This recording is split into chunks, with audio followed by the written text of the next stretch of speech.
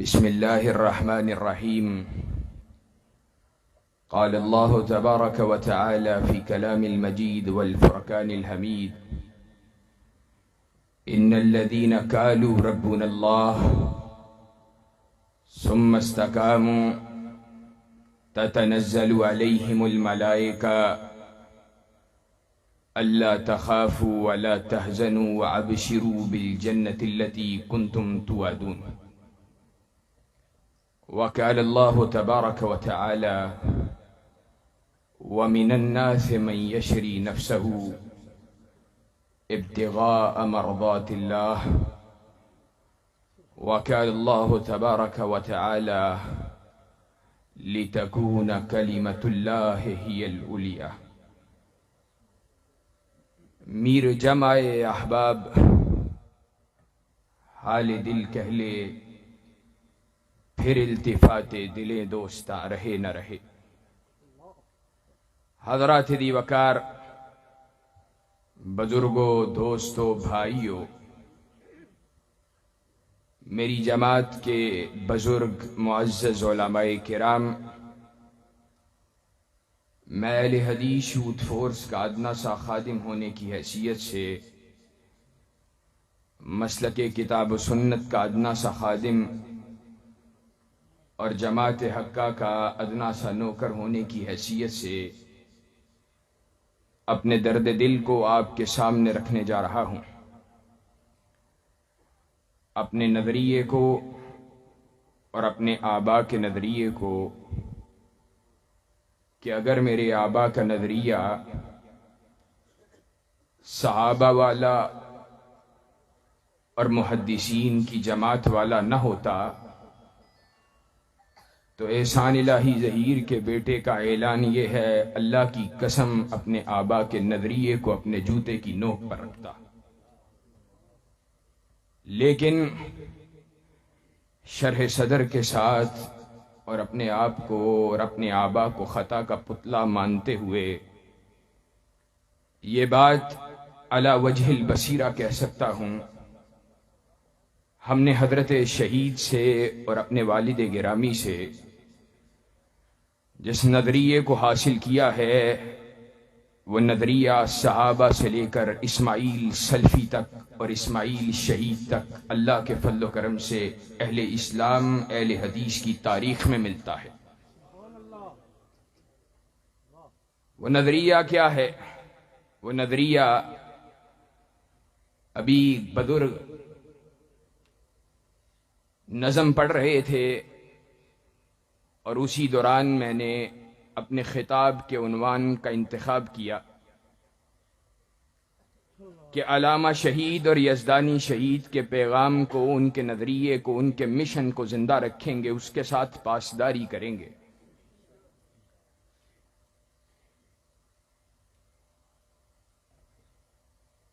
میں نے ایک عرصہ قبل، میں اکثر یہ بات بیان کرتا ہوں، اپنے والد گرامی ان سے استفسار کیا تھا، اور وجہ جماعتی زندگی کے اندر، تنظیمی زندگی کے اندر اختلافات کئی مرتبہ انسان کو ایسے موڑ پر لے آتے ہیں کہ جب انسان حوصلہ اس کا پست بھی ہو جاتا ہے، حوصلہ شکنی کا شکار بھی ہو جاتا ہے، دل پہ چوٹ بھی لگتی ہے. میں نے اپنے والد سے سوال کیا تھا: آپ نفاذ اسلام کی بات کرنے والے، اور اللہ کے فضل و کرم سے ہم نے اپنے سینے کے اندر نفاذ اسلام کو، اس مشن کو سرایت کیا ہوا ہے، جذب کیا ہوا ہے. نفاذ اسلام کی جد و جہد کرنا، اللہ رب العزت کے کلام کو زمین پہ نافذ کرنے کی کوشش کرنا، اللہ کی زمین پہ ان الحکم الا للہ کے تحت اللہ کی زمین پہ اللہ کی حکمرانی کے لیے تغو کرنا، یہ ہم نے اپنے باپ سے گٹی کے اندر حاصل کیا ہے. ہمیں لوگ طعنہ زنی کرتے ہم پہ، اور ہمارے حوصلوں کو پست کرنے کے لیے ہم پر یہ بات طعن کے تیروں کو برسایا کرتے اور کہا کرتے: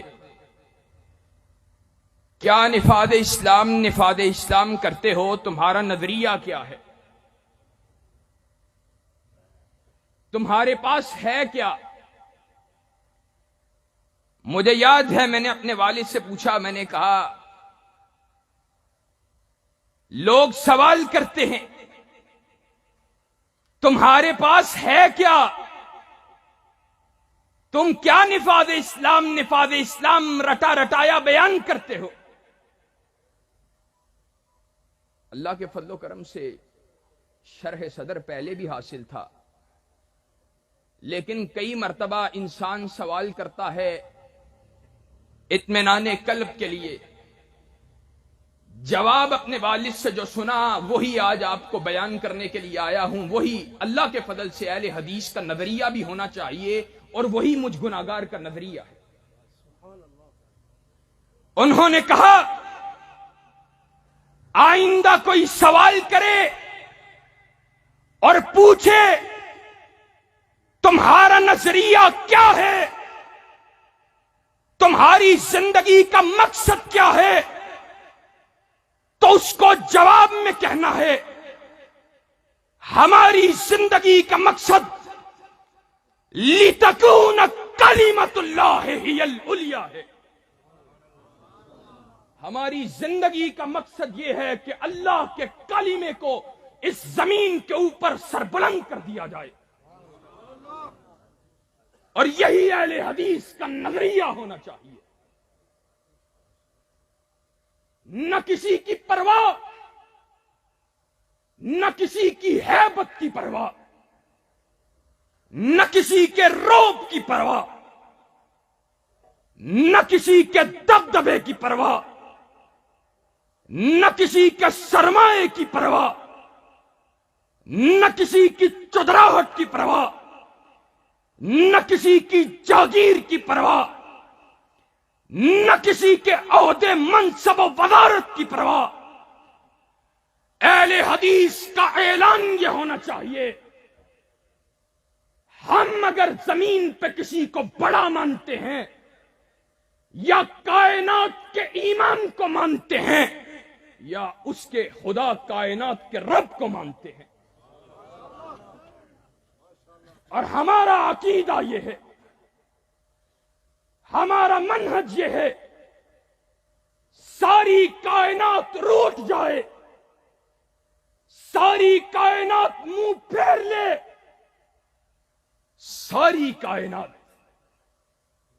دشمنی پہ اتر آئے، ساری کائنات ہماری دشمن ہوتی ہے ہو جائے، اگر صرف کائنات کا رب ہمارے پاس ہوگا ہمیں کسی دوسری چیز کی ضرورت و حاجت نہیں۔ نعرہ تکبیر، مسلک اہل حدیث، جب تک سورج چاند رہے گا۔ اور یہی وجہ ہے، یہی وجہ ہم نے آزمائشوں کے اندر بھی، پریشانیوں کے اندر بھی، بیماریوں کے اندر بھی اپنے بڑوں سے اسی درس کو حاصل کیا ہے، لا حول ولا قوت الا باللہ۔ زمین پہ ہمیں سنبھالنے والا عرش والے خدا کے علاوہ کوئی دوسرا نہیں ہے۔ جب میرے اس پچیدہ ترین وجود کے اوپر کائنات کے رب کی حکومت اور کائنات کے رب کی حفاظت کی میرے اس وجود کو ضرورت ہے، تو یقینی بات یہ ہے پوری کائنات کو بھی رب کے عطا کردہ نظام کی ضرورت ضرور ہے۔ اور اہل حدیثوں، آج ضرورت ہے اس امر کی۔ آج پورے پاکستان میں بلکہ پوری دنیا کے اندر مسلمان ذلت سے دوچار ہیں، پستی کا شکار ہیں۔ ذلت سے نکلنا چاہتے ہو، پستی سے، باہر نکلنا چاہتے ہو، وہی تیری نہ بیماری، وہی نہ محکمی دل کی، علاج اس کا وہی آب نشاط انگیز ہے ساتھ۔ ہماری بیماریوں کا علاج وہ آسمان سے آیا ہے، زمین والوں کے پاس اس کا علاج موجود نہیں موجود۔ آج اس دور پر آشوب کے اندر، اور آج میں سچی بات یہ ہے بہت خوش ہوں، میں صبح جلال پور پیر والا، مغرب کے بعد ملتان، اور ابھی یہاں پہ ڈیرہ غازی خان میں موجود۔ میں نے اس پٹی کے اندر بڑی خیر کو پایا ہے، اور اللہ کے فضل و کرم سے، اللہ کے فضل و کرم سے میں یہ بات سمجھتا ہوں، اگر پاکستان کے تمام اضلاع اور پاکستان کے 4 صوبے یہاں پر موجود اہل حدیث نوجوان کا جذبہ پہنچ جائے تو پاکستان کو اسلام کا گہوارہ بننے سے کائنات کی کوئی طاقت روک نہیں سکتی ہے۔ اور یہ بات میں نے صرف آج ہی نہیں بلکہ ٹرین مارچ میں اللہ کے فضل و کرم سے اس کا مشاہدہ کیا، اور میں نے گھر جا کر والد گرامی سے کہا تھا، میں نے کہا اللہ رب العزت کا جنوبی پنجاب کی پٹی پہ بڑا احسان ہے، وہاں آج بھی مسلک کتاب و سنت کے فدائی زندہ ہیں، لیکن اہل حدیثوں میں یہ بات چاہتا ہوں، تمہارا ہر نوجوان کتاب و سنت کا ٹینک بن کر، کتاب و سنت کا فدائی بن کر میدان عمل میں اس انداز سے کھڑا ہو کہ باطل کی چلنے والی ہوائیں اس کا رخ موڑ نہ سکے۔ اور میں یہ بات چاہتا ہوں، تمہارے ایمان کی حرارت باطل سے چلنے والے تیروں کو بزم کر کر رکھ دے، اور سیکولرزم، لبرلزم اور الحاد تمہارے ایمان کی لہروں کے اندر غرق ہو جائے۔ اور انشاءاللہ اس کے لیے کس چیز کی ضرورت ہے؟ صحابہ والے ایمان کی ضرورت ہے۔ علامہ احسان الہی ظہیر، علامہ شہید نے کائنات کی کسی شے کو پرواہ میں لائے بغیر، کسی شے کو پرواہ میں لائے بغیر، اس اللہ کے فقیر نے اس بات کا عزم کیا، زندگی جاتی ہے تو چلی جائے، لیکن ہم اس بات کا اعلان کرتے رہیں گے کہ پاکستان کی فضاؤں کے اندر مسلک کتاب و سنت کے جھنڈوں کو گاڑ دیا جانا چاہیے۔ اور ہم حضرت شہید جیسا نہ جرت، نہ حوصلہ، نہ ہمت، نہ علم، لیکن انہی کے وارث ہوتے ہوئے یہ بات کہتے ہیں، ہماری یہ جوانیاں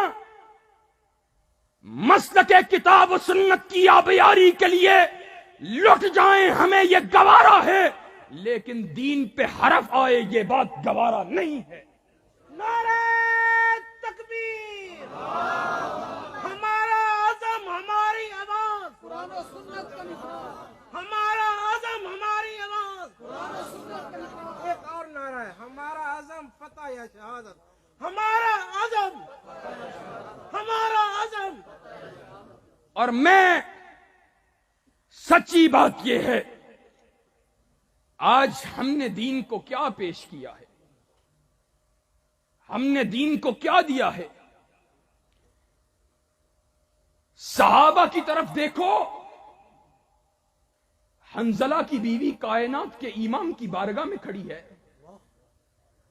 اللہ کے رسول، یہ کیسی عورتیں تھیں؟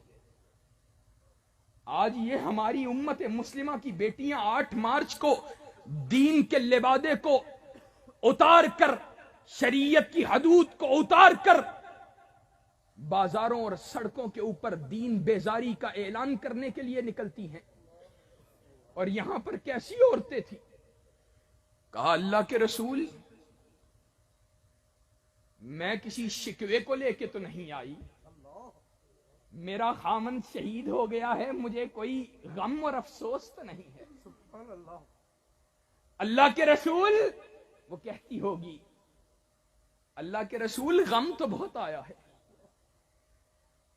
سر سے سہاگ کی چادر اتر گئی، لیکن رسول اللہ فکر ہے تو اس بات کی فکر ہے کہ میرا خامن حق زوجیت کو ادا کر کر جہاد کے آوازے کے اوپر لبیک کہہ کے نکلا تھا، اس نے غسل کے اندر دیری کرنا گوارا نہیں کی تھی، وہ رب کے راستے میں شہید ہو گیا. پھر کیسی شانیں ملی؟ اللہ کے رسول نے فرمایا او حنزلہ کی بیوی فکر نہ کر، میں اسی لیے دیکھ رہا تھا آسمان کے ملائکہ حنزلہ کو غسل دے رہے تھے. اور آج ہمارا ایمان کیسا ہے؟ کیا ہم بھی دین کے لیے اسی طرح اپنا سب کچھ پیش کرنے کا جذبہ رکھنے والے ہیں کہ نہیں؟ کائنات کے رب نے کہا وَمِنَ النَّاسِ مَن يَشْرِي نَفْسَهُ ابْتِغَاءَ مَرْضَاتِ اللَّهِ. سبحان اللہ. لوگوں کی جماعت، اور وہ صحابہ کی جماعت تھی، کیسی عظیم جماعت. لوگوں میں سے ایسے وَمِنَ النَّاسِ مَن يَشْرِي نَفْسَهُ، لوگوں میں سے ایسے بھی ہیں جنہوں نے اللہ کے ساتھ سودا کیا ہے، اپنا آپ اللہ کو بیچ دیا ہے. کیا لیا ہے؟ مال لیا ہے، بینک بیلنس لیا ہے، گاڑی مانگی ہے، شہرت مانگی ہے، بڑی کوئی چدراہٹ مانگی ہے. نہیں، کیا مانگا ہے؟ وَمِنَ النَّاسِ مَن يَشْرِي نَفْسَهُ ابْتِغَاءَ مَرْضَاتِ اللَّهِ، مانگا ہے تو اللہ کی رضا مانگی ہے. سبحان اللہ.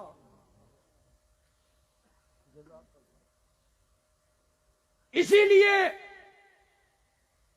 لیے میں نے صبح بھی کہا آج کیوں دل شکستہ ہو جاتے، آج کیوں جماعتی زندگی کے اندر محنت کرنی پڑتی ہے، تنظیمی زندگی کے اندر محنت کرنی پڑتی ہے، دین کے لیے محنت کرنی پڑتی ہے. خیال آتے ہیں دلوں میں یار کچھ وقت اپنی اولاد کے لیے کچھ کر لیا ہوتا تو کچھ بن جاتا، کوئی بنگلہ بن جاتا، کوئی کوٹھی بن جاتی. جاؤ اس بڑیا کو بھی دیکھو، اس عورت کو بھی دیکھو، اس خاتون کو بھی دیکھو، یہ کیسے ایمان والی ہے. انس کی والدہ ہے، ام سلیم نام ہے، رضی اللہ تعالی عنہ.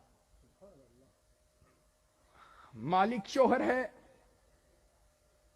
انس کی والدہ کے دل کے اندر ایمان نے گھر کر لیا ہے. ایمان وہ امڑ کر باہر آ رہا ہے.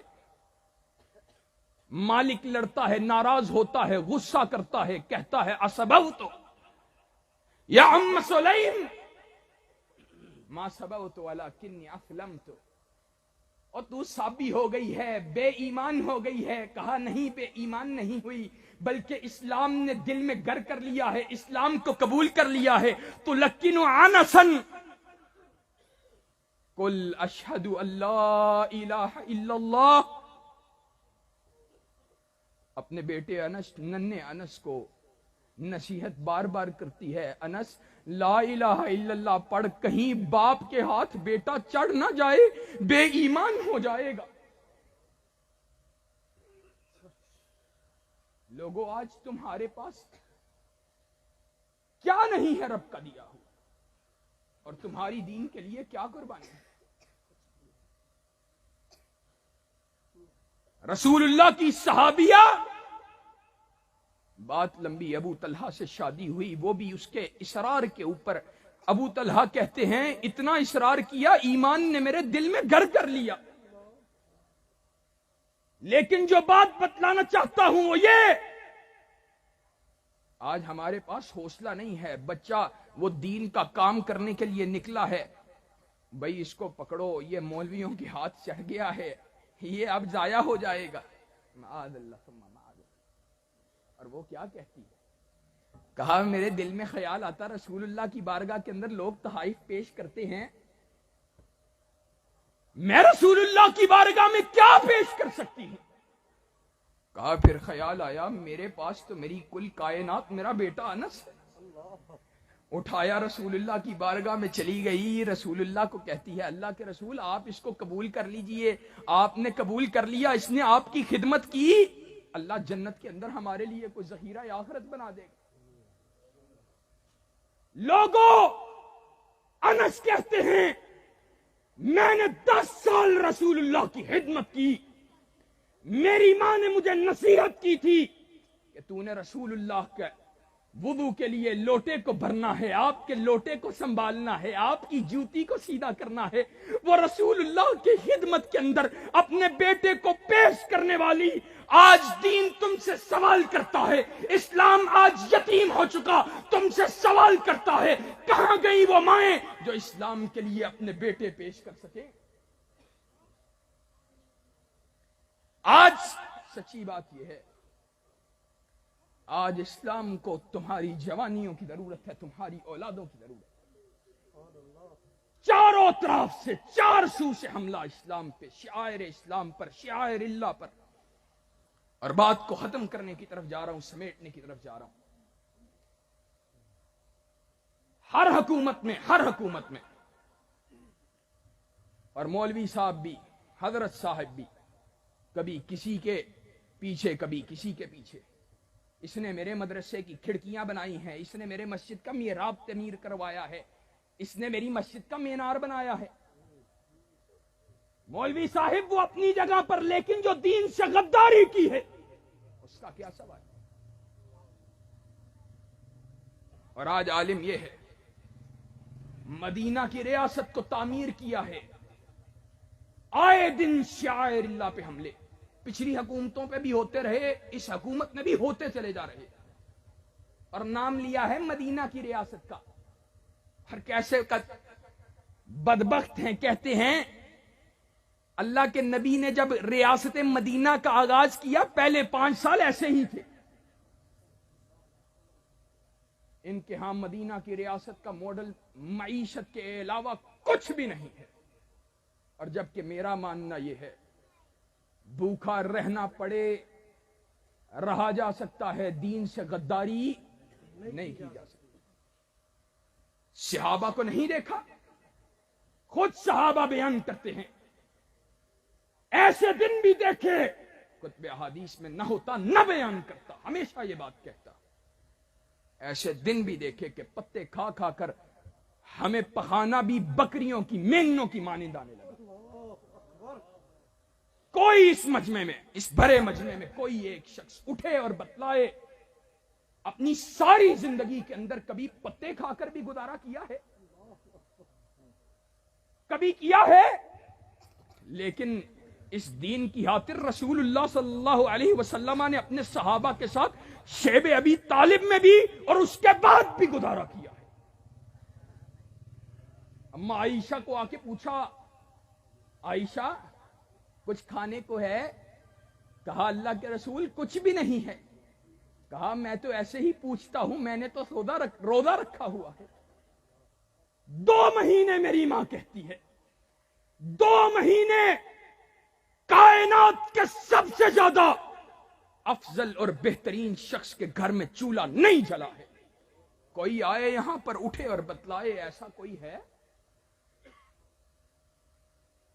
اگر وہ اس طرح گزارا کر سکتا ہے تو آج تمہیں کیا ہو گیا ہے؟